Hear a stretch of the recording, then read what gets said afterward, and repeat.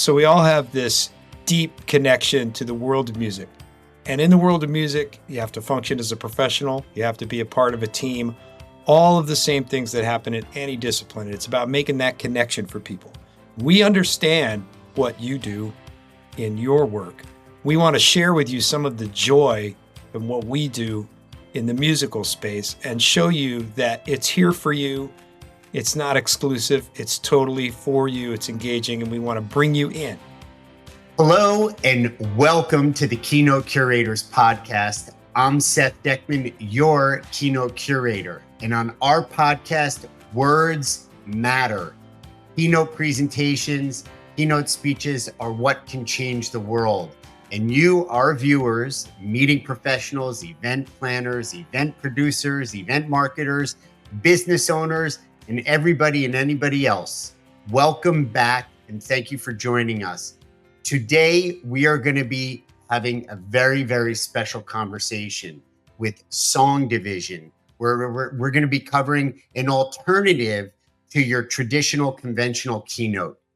And I'm really excited to welcome Sam McNeil and Angus Clark to the podcast. Welcome, gentlemen.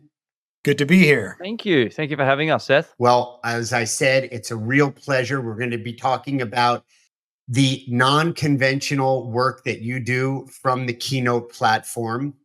And by the end of this podcast, our tribe, our meeting professionals are going to learn a new and innovative approach to team building and cultural development, and really how to instill creativity and streamline collaboration and enhance communication all through the vehicle of song.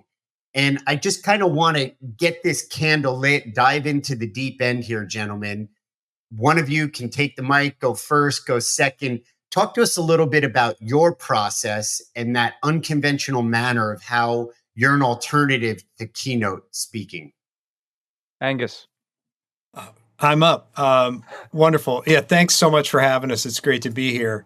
What we do with our core program, which is Team Harmony and also the Team Anthem, is we have this songwriting process that is a group interactive songwriting process, no musical experience required. So we're not looking for folks to have a predisposition towards music. We shoot for 100% engagement at all times. But song is where we come from. We all have backgrounds in the professional music industry. I'm a guitar player. I've played guitar for Cher, and here in the States, I play for a group called the Trans-Siberian Orchestra, which is a hard rock holiday show, and a bunch of other artists. So we all have this deep connection to the world of music. And in the world of music, you have to function as a professional. You have to be a part of a team. All of the same things that happen in any discipline. It's about making that connection for people. We understand what you do in your work. We want to share with you some of the joy of what we do in the musical space and show you that it's here for you. It's not exclusive. It's totally for you. It's engaging, and we want to bring you in. And in bringing the folks into that process, in just 60 minutes, we take them from a brief introduction through writing a song from scratch about either one of our topics, part of our curriculum that we have, or they're writing about them. The Team Anthem is where we take their core values or any messaging that they're rolling out, and we bring that into the song. And what we get as a takeaway from that is not only have they had a collaborative experience, they've been dealing with the messaging that, we want them to focus on.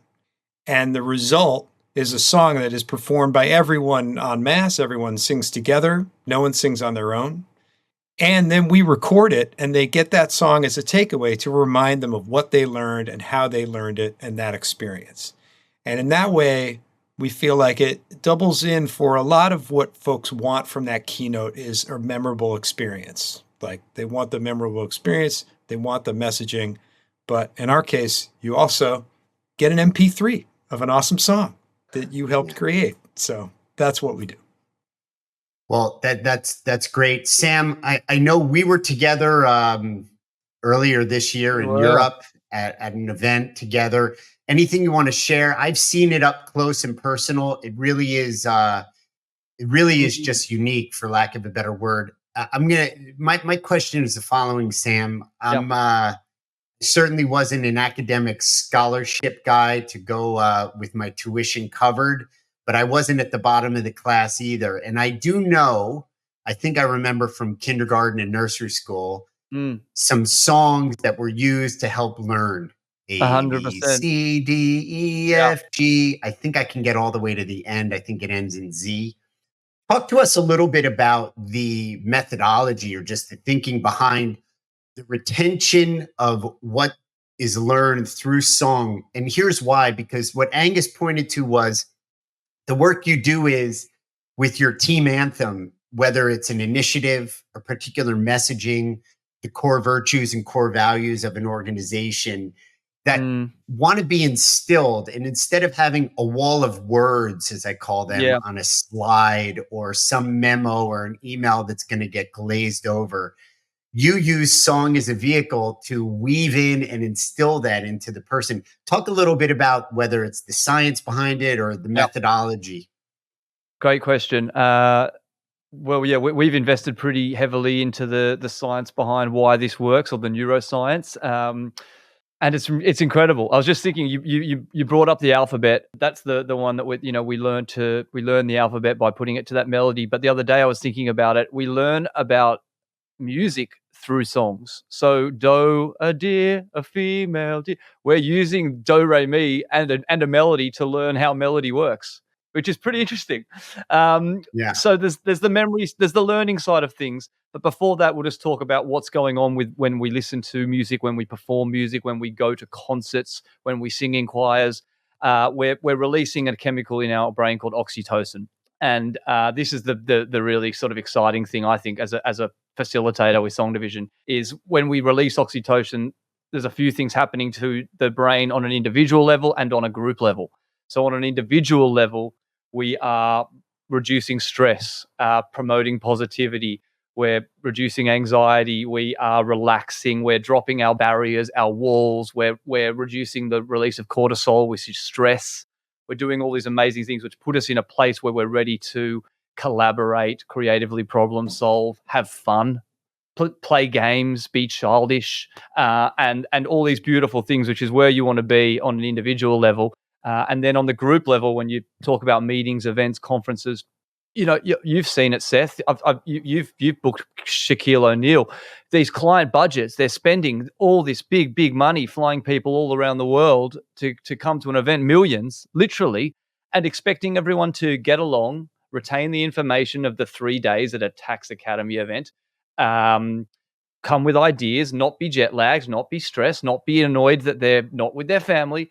And how do you get everyone feeling good, ready to collaborate, ready to bond, ready to engage? Well, it's, as far as I'm aware, it's the most fastest and powerful tool is music to do that, which is, I make the joke, the most powerful legal tool, maybe. I'm not sure.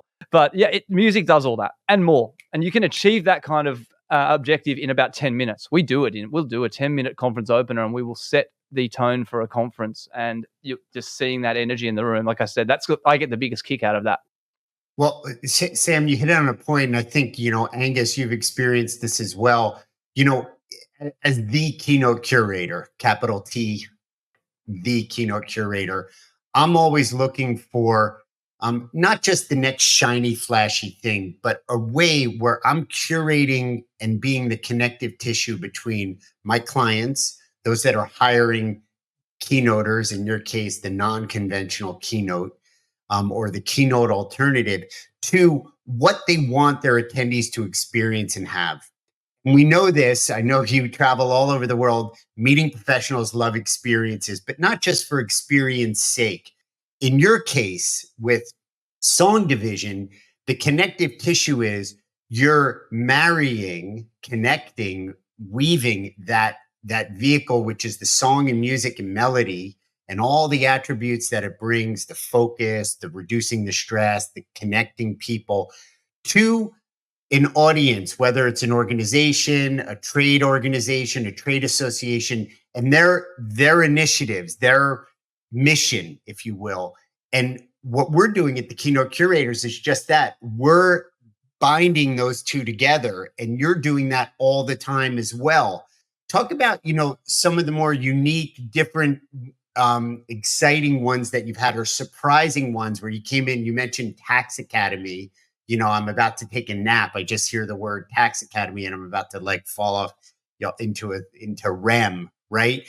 But how you're like, we're good. I mean, you played with Cher and David Bowie and, all these big stadium acts and Grammy and award-winning gold record performers. And you're like, man, we're good, but there's no way we're going to turn on this kind of group. And you do. What's some of those war stories? Yeah, we've done tax accountants for sure, and in Canada, which was awesome as well. And I think it's all, for us, a lot of it has to do with the pre-work. I know that all keynote speakers do some pre-work about getting to know the client, making sure that their content is tailored in some way. For us, whether we're doing team harmony or let's say we're doing the team cohesion element where we have it classified, at the end of the day, the song is going to be their song, the client's group song. And the things that we need to know is, how do these folks identify as a group? Like, we are the tax division, or, we're your song division. Hello. What do they call themselves when they refer to themselves as a group? What are the primary drivers? Are they a competitive group? Do they want to, kind of have an element of that and how we roll out the process for them? And in doing that, we really get to know these folks. And that's why we have so much repeat business, because we've had clients use us in different areas of the globe. So they have this team in Europe work with us. They have this team in the States work with us, all these kinds of things. And it's because each time the song's going to come out different and it has their personal imprint on it. And it's about making the experience customized to the client, as you're saying, curated to exactly what they need. And that's why also the program can be, scaled up. We can turn it into a proper team building where we break them into 3 groups and each group writes a song and then they battle it out with each other. That's called a song slam. Or we can slim it down, as Sam said, where we can make it what I like to call integrated, where it's interwoven throughout the day in small interstitials. But at the end, you still get the same payoff. Everyone comes together and sings this song that's their song. It's a we song. We do this, we do that. This is why we do what we do. And in that moment, you get all that brain chemistry happening where they feel closer together. They know why they do what they do, and they know that they enjoy it. And at the end of the day, if we do the right pre-work and we do the program design and deliver it, we know we're going to get that totally curated experience for the folks. And with the help of curators in there to help facilitate that, it's going to be even better. Anything you want to add, young Sam? Just that I think it's interesting that it's not so much industries. It's a combination of industries and also geography around the world, the reaction. But Angus hit the nail on the head. To be completely honest with you, the hardest groups for me are the cool brands, the consumer brands, the I don't want to say names, but picture cool clothes, cool sunnies, cool or fast food, whatever it might be. They're always harder. I don't want to fight, but it might rhyme with we might have to grapple about it. Okay. Yeah, something like that. Anything like that. Exactly. They're just more too cool for school than accountants. Like what I've always found is put anyone in a pigeonhole at your own peril. Like because we do a lot of work. Another example, a lot of work in Asia, and we've worked in those markets where people think these guys won't stay after the dessert's served, and they won't want to get up and sing. And I've had clients come up to me, like I've had a group in Singapore, a Chinese team, asking if they could sing a bit of Chinese opera after the dinner for the group, and just the client just going, "What's going on?" They never. And the food and beverage manager is like, "We gotta. It's 2:00 in the morning. We gotta kind of shut this thing down." Yeah, exactly. Yeah. So I've always surprised by the industries you think will be the toughest are my favorite. But there is a thing at the start where there's a trepidation and fear. Don't get me wrong. Different levels of that around the world. But once they realize we're not changing lyrics to a famous song because that's just a bit naff and doesn't work, and once they realize that we're never going to make them sing on their own or embarrass them, and we get past the first sort of 5 minutes, everyone's just in. And like Angus says, the result's the same around the world. And just one point about the tax accountants that we work with, and I don't want to single them out, but I always, in the pre-work, I'll address it with the leadership, and I mean, that's a self-limiting belief. Why are you putting that on your folks? Like we'll address that in the sales process. It's like, we shoot for 100% engagement. Like introverts, extroverts, we have mechanisms in the process to deal with that, so that it's like everyone gets their space, everyone gets to be engaged, everyone gets to bring something to the table in the process. And it's all about getting to know those folks and getting them to realize that, well, I mean, I've had some like high-end pharmaceutical, like all doctors working on a high-end cancer thing, and we do an icebreaker where we find out what was the first concert you ever attended. Like 9 out of 10, it was the Police. And I was like, that's a smart person's band. There you go. But there's always something that kind of breaks the ice and gets us to the next step. Yeah. Yeah. I saw, I'm dating myself, I saw the Police open up for the Stones, 1981. Yeah. Oh, it's a good one. Wow. I've seen Sting solo twice, but not the Police. Yeah. In Folsom Field. It was Folsom Field, Boulder, Colorado. It was a good one. Wow. But, I just want to take the opportunity to thank our listeners for joining in, subscribing.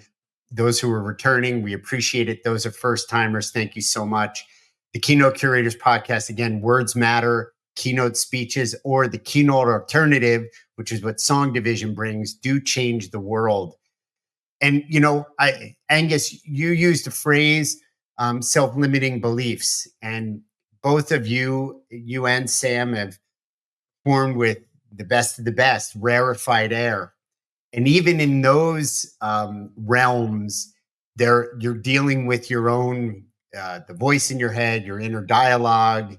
Do I match up? Do I have it today? You've done all the work.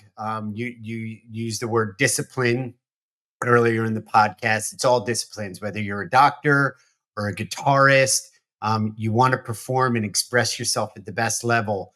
When you're delivering this alternative keynote, these anthems, how do you disarm them? I mean, I know there's the icebreaker in the beginning, right? But where does there's that turning point, right? Where nobody wants to be the first one, or how is this going to go? And then when that ice gets broken or the turn happens, when do you know as the leader of your alternative keynote? Oh, it's always different. I think in one of the first big team anthem programs we did was, I think it was like 2,000 people in Miami, pharmaceutical company.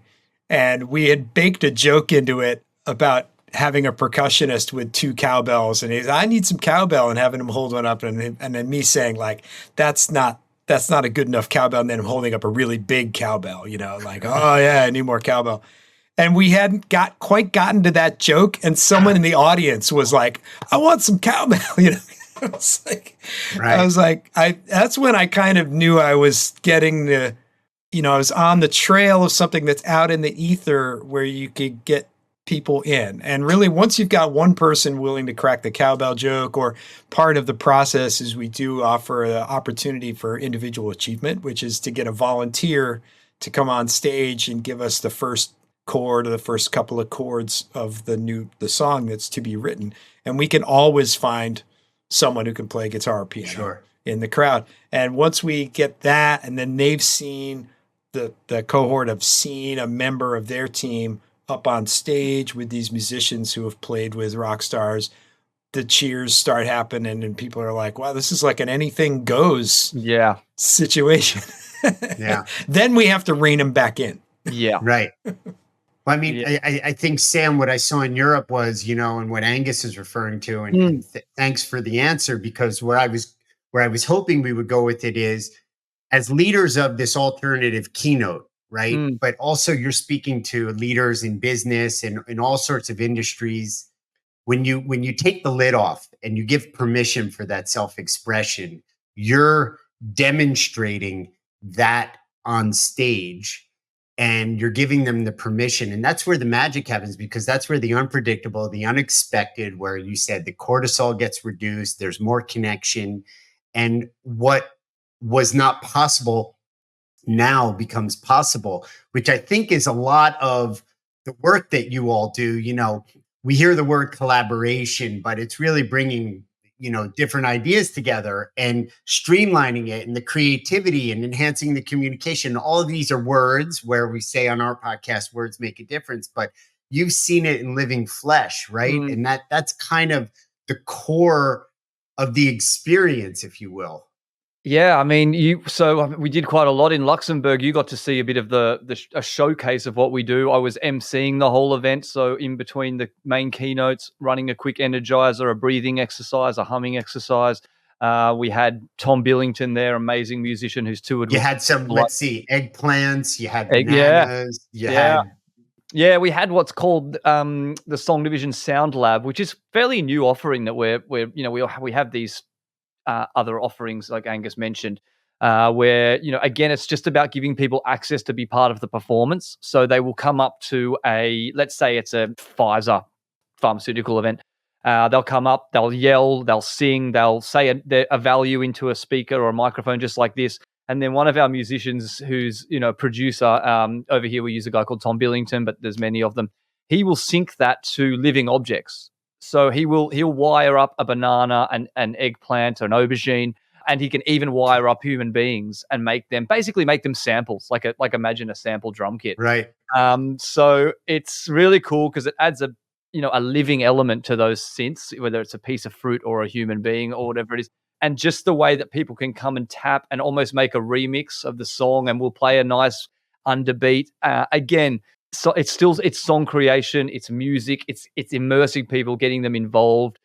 We're always trying to find different ways to do it, and also trying to keep up with trends. That was a really cool example of fusing technology and living products. But we're looking at experiences around that we can involve AI at the moment as well.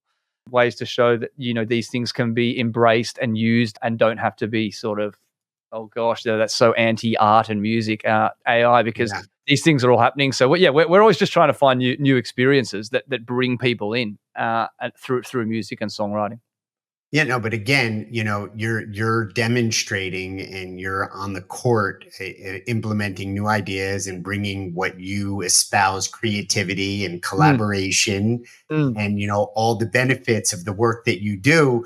That was so cool. I think I grabbed an eggplant, and then I think I did do a sound off of my own body. I can't remember exactly, but later when the mix was all produced and then played, I heard my vowel or my little sound in with everybody else's, and I was just delightfully surprised. Amazing. And is it a piece of music that's going to change the world? No, but for me, I'm still talking about it a year later. It's like you said, it's tapping into music and memory. Angus will probably tell you, but I've had guys from Spotify come up to me in a pub sort of 5 years after an event and grab me from behind and start yelling a song in my face that we wrote. You're the guy from the event. We wrote a song with you, and they remember the song, and you're like, oh my gosh, this works. I still remember, anthems from 10 years ago. I wake up in the night screaming them. They stick with you. But I think part of what Seth, you and Sam are both getting to there is that once you've engaged SongDivision to be on site at your event, we actually have a lot more that we can offer. Like once you've got us and the band there, we've been asked to not only do the team anthem, but then play the party set that night, or not only do the team harmony session, but we'll be a lot of folks at big full day meeting. They run the general session kind of like a talk show.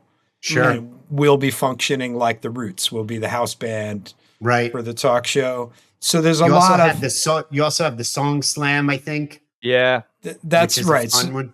So with the team anthem can be done in 60 minutes, or if you need it to go long, we can do a more in-depth version of it at 90 minutes. We can scale, as you said, always tailored, always curated. We're going to use curated all the time now. But then the Song Slam is full-blown team building, more like a 2.5-hour program, and breakout rooms. Each group writes a song, come back together at the start of the night, do a battle of the bands, and then the band plays the party set. So yeah, we become this multi-services platform to use. But I think at the core, we want to amplify the culture that the folks have, whether it's through some learning that, we have as part of our curriculum, or just through celebrating their core values, their goals, et cetera. That's what really brings us to the table. And then the rest of it is more, that's just more fun for us and more value for the client. I mean, and this is what I love about doing this podcast, is not only the variety of guests, but we're all about being part of the meaningful connection. We're one part of it. The meaningful connections are made in a million different ways. And as you know, on this podcast, we're connecting with talent like SongDivision, which brings in a Keynote alternative in the team anthem and all the other offerings that you have. But those meaningful connections are really where the magic happens, whether it's during a song slam or creating with 2,000 people at a big pharmaceutical event, where your neighbor, your team, the whole audience, you're seeing a leader show a side of them that you didn't see before. And that just strengthens that connection, which is really how things live beyond the keynote, beyond the general session stage, beyond, being the house band, or, where, again, 5 years later in a pub, somebody with a Spotify, or 10 years later, you're still recalling some of those catchy little, riffs or hooks that were done on some anthem. So it's just extraordinary to hear you all kind of behind the curtain, what we see out on the front of the stage. I think we're at the point, Sam, you might have a few questions for me. We're going to take a little bit of a quick treat here and see the magic happen in living color. Yes. Okay. So another feather on our bow. Just another feather. Something that's incredibly popular at networking events and trade shows is something we do called an InstaHit. An InstaHit is a personalized, original mini song written for you and about you in under 3 minutes. We do it as roving entertainment, or like I said, very popular to get people on your booth at a trade show, to get the footfall and the energy going. So people love it. It's even easier than the team anthem, because I just ask you a few questions and I do all the hard work. So Seth, we're going to write you a little insight about you and the Keynote Curators podcast. So Seth, just remind me, I know you're sort of your offices are Vegas, but you're based somewhere else, aren't you? Where are you? I'm in Daniel Island, South Carolina. South Carolina. I like it. And what do you love about your job? Wow. I love making a difference in the impact and transforming lives and seeing people grow and expand and stretch beyond what they normally would do. And the discovery of it all. I love the discovery of it. Love it. And what do you love? And I could answer this, but what do you love about this podcast? Which I've, by the way, I've watched a couple of episodes in preparation, and I'm a fan. What did I watch today? What was it? Rashmi, someone? Yeah, Rashmi. Yep, Rashmi. It was awesome. Yeah. She anyway, what do you love lose about her freedom to gain her freedom? That was my takeaway from there. Yeah, it was great. Yeah, what do you love about hosting this podcast, and why is it important to you?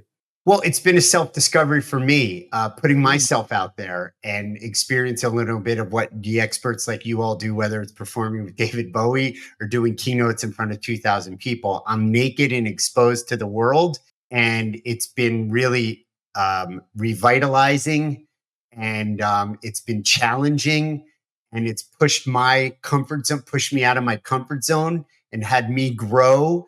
And it's been a vehicle for me to connect better with my clients, my buyers, and the speakers that I work with. Love that. Now, just for a little bit of fun, what did you want to be when you grew up, when you were a kid? I wanted to be a starting basketball player for the New York Knicks. Oh, I love it. I was in New York last week. Wanted to be a baller. Wish I was a baller. Yeah.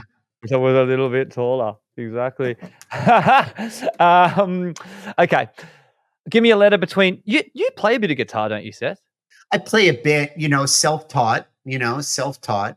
Okay. Nothing like David Bowie, but No. Well, that the Bowie reference for our audience is we have a regular in New York, or we used to use him a lot, didn't we, Angus, called Earl Slick, who was Bowie's guitarist since the 80s and amazing guy. So who I saw recently. Yeah, so we've used Earl and Bowie's drummer Sterling Campbell. So I actually had to perform Ziggy Stardust with those two guys. Ooh. I think I played bass and sang. Yeah, wow, that's pretty awesome. Yeah, it was fun. Don't get me going, Lady Stardust, Ziggy Stardust. It's all good. Give me a letter, and then you guys can talk about Bowie or whatever you want, because I need 3 minutes. But quickly, give me a letter between A and G, Seth. A, B, C, D, E, F, G. D. D. Yeah. Right. Okay. It is. Give me a second. All right, I'm going to pop You got myself it. on mute, and you guys can just chat away. You got it. Angus, I did want to pick your brain a little bit more for our audience. We've covered all, pretty well a lot of the programs that you do. Is there one in particular that you love personally, or that works better with different size audiences as opposed to other sizes? I know they work universally, but have you seen ones that have a little bit more of a tilt towards being easier or better or more optimal? Well, the thing is that the release on the primary program, the interactive songwriting program, the release is always has the same awesomeness to it, and it's kind of like the bigger the crowd, the better at that point. If I can get 50 people on the weight limits we always check the safety about, how many people you can get on the stage. If I can get 50 people on the stage standing and pumping their fists, and everybody else in what I call a mosh pit of love down in front of the stage, standing and pumping their fists, lyrics are running on the screens, everybody's able to sing the chorus. And that moment when we're almost all the way through the song, and then I cut the band, and I cut the band and I just let the crowd sing it, and they're just all doing it. I think we had 8,000 Mary Kay sales people singing one of the choruses at one point.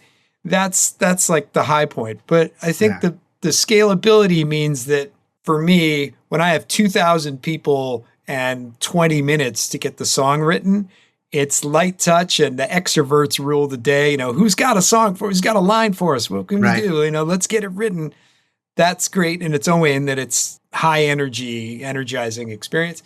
If I have a little more time, if I've got, say, 75 to 90 minutes to do a team anthem, and they're seated at rounds, and I could really go in and say, look, the first 2 minutes of working on this song is totally quiet.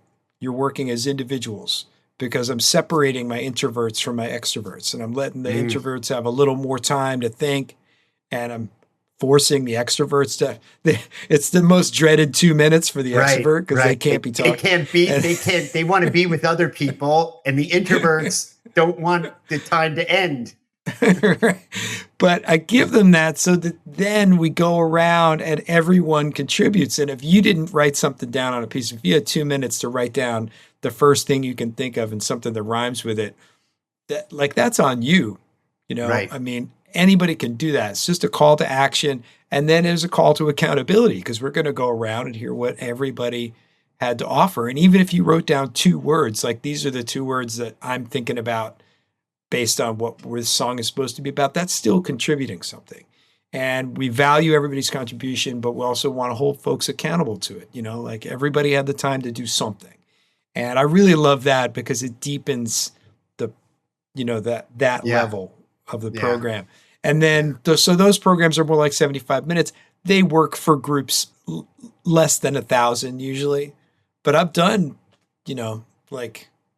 close to 1,000 in that process. And we get almost everybody that then they're reading the lyrics out, and then somebody will, instead of reading their lyrics out, they want to rap it. They'll be like, somebody give me a beat, and they'll start, and you just start to get an elevating experience. So if I get the scale right and the length of time right, I'm always going to have just a great time. Right. And I gather you would address that in the pre-event preparation, which is where you would do a lot of that. And then you would provide guidance to the client, to the buyer, to who the organization bringing you all in.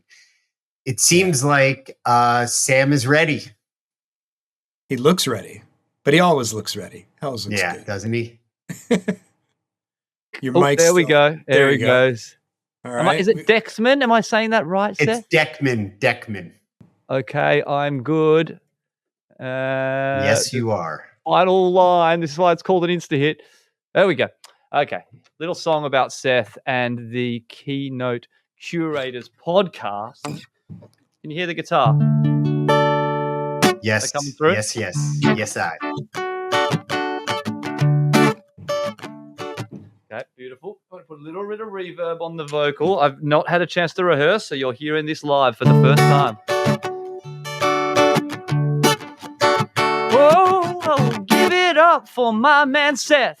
Thanks for having us as your guest. The keynote curator, he's the man. So give it up for Seth Deckman. Seth was born to make an impact.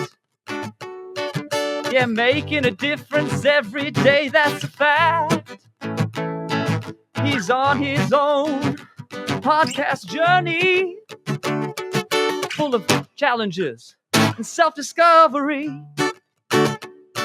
He's connecting speakers with the right clients. He's stretching beyond, he's transforming lives. Whoa. Seeing people learn and grow. When it comes to keynotes, he's in the know. Come on, everybody, let's go. I said, give it up for my man Seth. Thanks for having us as your guest. He's the keynote curator. He's the man. Give it up for our very own Seth Deckman. Wow. Bravo. Little bit sloppy in the middle there, but anyway. Hey, it's a great one. Raw is real. You're the first ones to say that, right? Raw is real. Wow. Thank you. That should be coming to the top of your charts somewhere soon. It's awesome. I hope you like that, man. That is an insta hit. It's like it's like a drive-through hit, right? You don't even have to leave the car. Boom. Wow. In and out. Exactly. That's the demo. I'll go into the studio and we'll win ourselves a Grammy. Hey, thank you for having us, mate. I really appreciate it. This has been a lot of fun. I love getting to do it with Angus too. It's been really fun. Yeah. No, look, when I saw you in Europe and I just made a mental note. You were busy on site, working the magic. I made a note. I said, we gotta, when the time is right, we gotta get you on the podcast. You did. To your credit, you said, let's chat. And then I think we both got really busy and you came back and said, man, let's talk, let's do it. So I appreciate you chasing me up. We're so passionate about what we do, music obviously, but also events and making them impactful, unique, unforgettable. And I met you and I was like, this guy's on the same page. Yeah. So I want to thank you all, and then we'll kind of leave a little bit on the table maybe and can revisit once we've continued to do more work together. You talked about the cool brands, right? And beware of those because they know everything and they come in with this kind of predisposition. But, the work you do is important work, both of you and your whole team. And when you're able to take, let's say, an introvert or an ambivert or even an extrovert with their predispositions and kind of rattle the cage a little bit and mix it up and expose them to some new terrain that they haven't quite seen that's been hidden from their view. I thank you for that, because that is where the magic happens. That is where the discovery happens. And that is where the work that you do really makes the difference. So whether it's the cynic, the cool person predisposed that is, so eager it's about them, but then you feel that and have them see something about them that they didn't know, or the introvert who's hiding out in the shadows in the background with their arms crossed and is completely inaccessible, and they're the first one with the cowbell up on the stage. I just thank you for that, because that is the work that's important, that's lasting, that they can walk away with. And that's when we say it's an experience that inhabits them That's what I thank you for. So I appreciate it so much for everybody that you've done that for, and for those that you've yet been able to share that with. So thank you. Thank you for that. That's Thank you. Bravo. That was lovely. And last, go ahead. No, I'm speechless. Thank you. That means a lot. We love it. And every now and again, an introvert at the end just says something like that, or just, hey, thank you for including me, or like giving me a voice. And you're like, oh my God. Yeah, exactly. And to our listeners and our tribe members and our community, thank you all for continuing to trust us, believe in us, and be on this journey of discovery. See you next time.